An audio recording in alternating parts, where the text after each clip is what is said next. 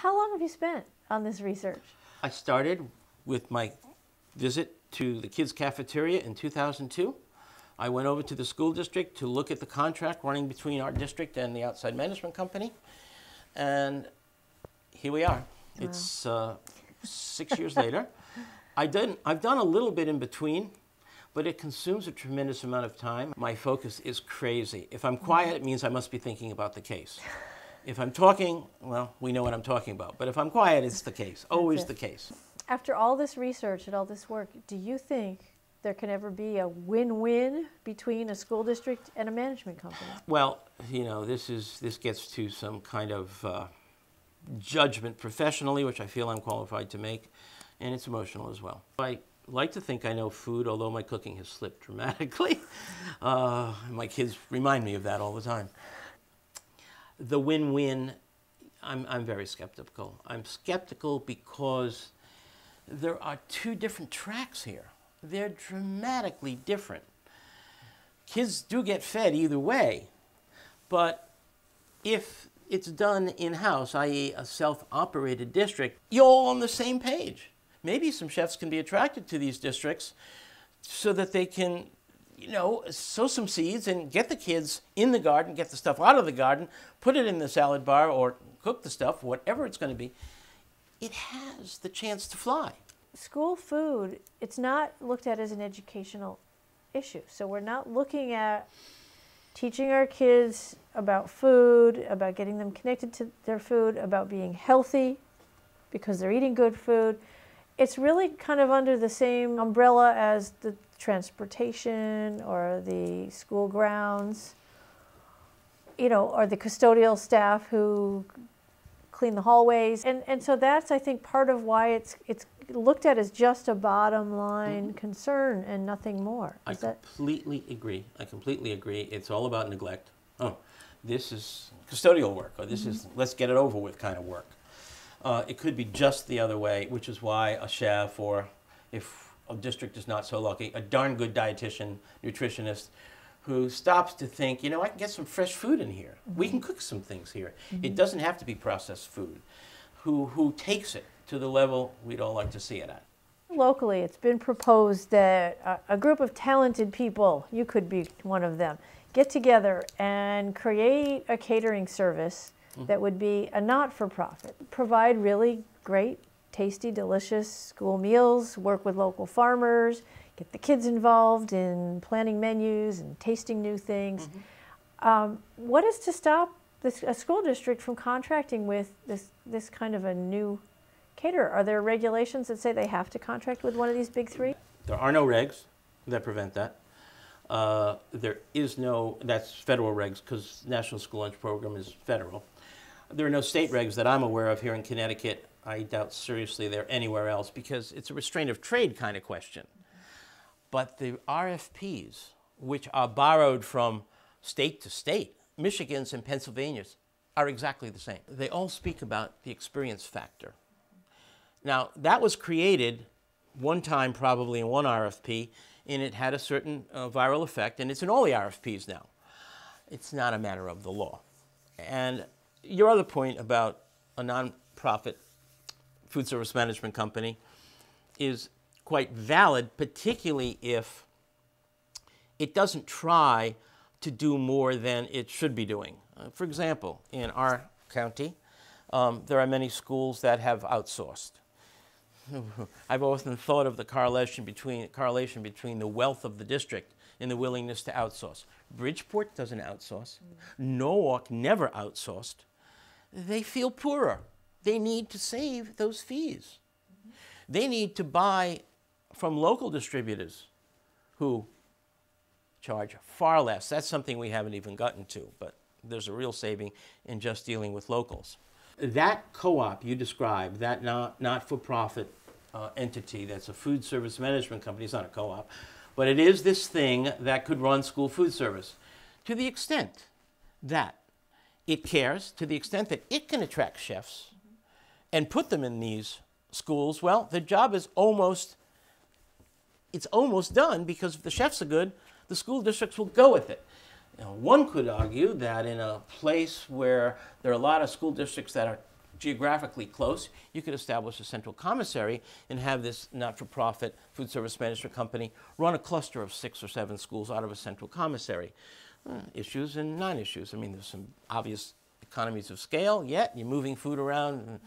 So there's no reason that you couldn't look at each school district as we should, which is not-for-profit food service management companies. They don't want to look at themselves that way.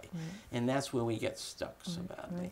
I know a lot of parents, you know, when they go to their boards of ed and their superintendent, they're told that, too bad, the school is locked into a 5-year contract with the current management company. We'll take it up next time we send out an RFP. And you touched on that earlier. That's not true. That's not correct. So what is the reality there? No, the reality is that contracts are written for a period of 5 years. And there's no requirement that the contract go back out for bid for 5 years. However, either side can terminate the contract at any anniversary date without cause. There need to be no cause for termination. So it's really a 1-year contract. The regs, what we're calling the new regs, which really aren't new at all, we've just about a contract clause, are now insisting that contracts that are in place, and again, it's cost reimbursable contracts, go out for bid, so that written into those contracts is this requirement that rebates be returned to the districts. Now, you know the real outcome. The real outcome is just this, that now, if the food service management companies are going to honor that clause and return the rebates, the fee they're going to ask is huge because they've given up what they used to get as rebates. It should be that now, with the districts looking at what are the real fees, how do you continue justifying this amount of money when you can save it and put it into your own program, in addition to the other costs? One thing I should talk about, because you asked me about it, is that when the companies came to the districts, then and now, because we in Weston are under the new reg, this change which has the rebates coming back to us. And by the way, interestingly, in the response to our RFP, our present food service management company has demonstrated exactly what I said, that the rebates are about 60% of the former stated fee.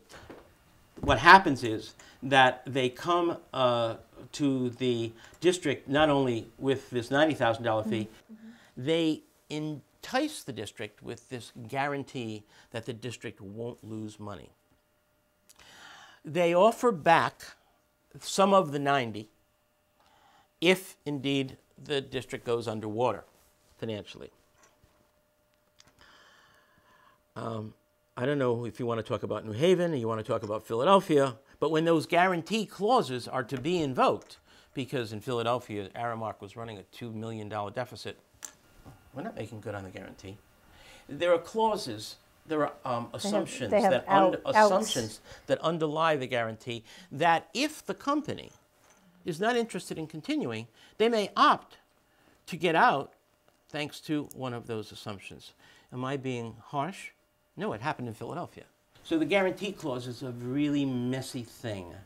And messy meaning the guarantee can be a little bit illusory. Sounds great. And who's doing the auditing of the discounts and all that now? So now we get down to, oh, we're going to get some rebates. That's why we're paying $90,000 here in Weston rather than $33,000. Right. And indeed, the rebates in the RFP were stated to be $57,000. Well, we haven't seen any rebates yet. And how do you figure those out? Well, there are ways to figure them out. But suppose we did break even. And over and above the break even, there were $57,000 in rebates. I'm saying to myself and my lawyer, God bless you, said, Bob, that's going to be the next round of litigation. How did you come up with that amount of rebates? The school broke even, so the school goes home in June and says, we're fine. We ran our program at break even. Yeah, but how about the rebates? Do we know we got what we were entitled to? Do we really know? Yeah. I've seen no accounting. Actually, I've asked for the accounting. There's none. There's none. Okay. What's so interesting is that you say, well, wait a minute, Bob. Oh, stop. The rebate thing has changed. They have to give it to the schools now. So why are they worried about keeping the rebates? Because guess what? They have cost reimbursable contracts with all kinds of entities. in all spheres of activity, those entities and that activity not being government regulated. Right. And they're for profit. So that rebate is still important to them. Sure. It's built into their profit, as it can be if it's a for-profit business. So the issue becomes a conflict of interest when you're dealing with a not-for-profit school system and the program. So to sum up, self-op, outside management, it really is all about, perhaps, first of all, the courage to understand the numbers are dramatically in your favor if you go self-op, to understand that someone a food service management company hires is no different than someone you can hire, and you have the same staff under that person. The expertise is the same expertise if you work for the school. So what are we giving up? Mr. Self-Operated District, or those wannabes, please think about it in terms of the dollars that are now suddenly yours to waste. Even if you mess up, you've saved so much. And potentially you can go forward. What do you hope to gain with the lawsuit? How is this going to help America's kids? The simple answer is that the money goes back to the government. I lose control of the money at that point, and that's perhaps unfortunate. But what I'm hoping it will do is highlight how expensive it is to deal with an outside company, so that you are, as a sober business director of a district, mindful that, whoa, this is a lot of money. Let's do it ourselves. Hopefully, schools will understand the cost of maybe not getting all the expertise they thought they were getting. If it's just a matter of lifting the burden, it's a big price to pay. Yeah. I like burdens. There are benefits. Well, and also you know, I think the lesson learned here is that you, as a parent, took this into your own hands, and you've brought a lot of attention to this issue, and it shows what a parent can do, how we can advocate, and how to get your school system really paying attention to school food as a cost issue, as an educational issue, as a health issue, and as a teachable subject for our kids. Absolutely. I mean, I stayed away. The lawsuit wouldn't allow me to go near the higher purposes of the teachable moments, but it's so obvious that there are. And it's so obvious that if you hold it dear and close and don't entrust it to a stranger, you've got a chance.